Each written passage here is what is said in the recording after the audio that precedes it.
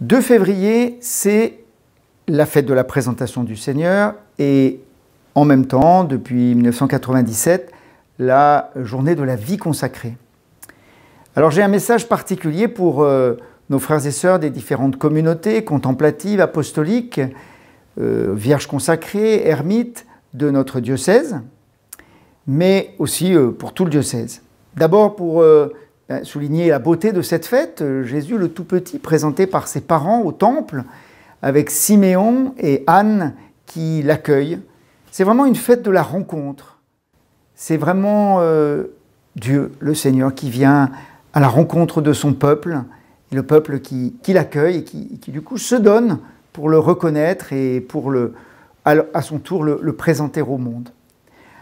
Donc, vivons cette fête voilà, dans l'action de grâce pour d'abord la consécration que nous avons reçue lors de notre baptême.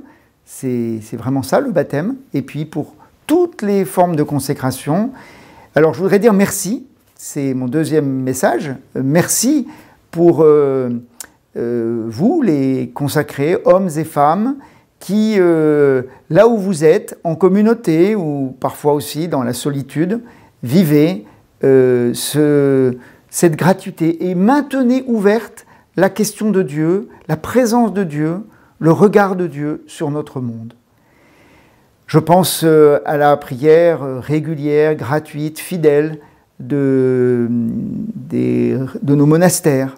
Je pense à ce qui se joue avec les jeunes religieuses africaines et vietnamiennes qui sont arrivées dans notre diocèse il y a quelques années maintenant et qui prennent bien leur place.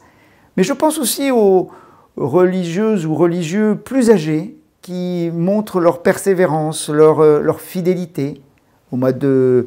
bientôt, nous allons fêter les 100 ans de Frère Louis à Dieulfi. On va déjà lui souhaiter un bon anniversaire.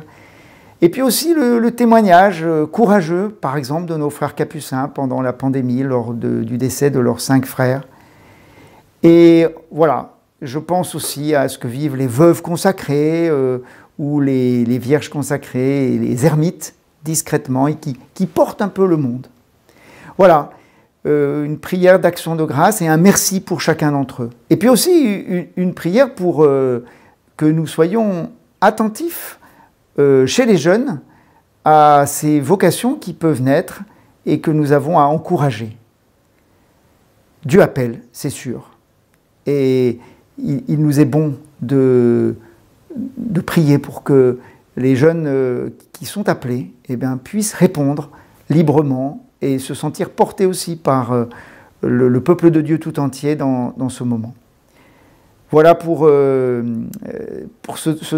temps, c'est sûr, le Seigneur appelle, permettons à ces jeunes de répondre et qu'ils soient ainsi au service de la louange, de la joie de Dieu dans le cœur des hommes.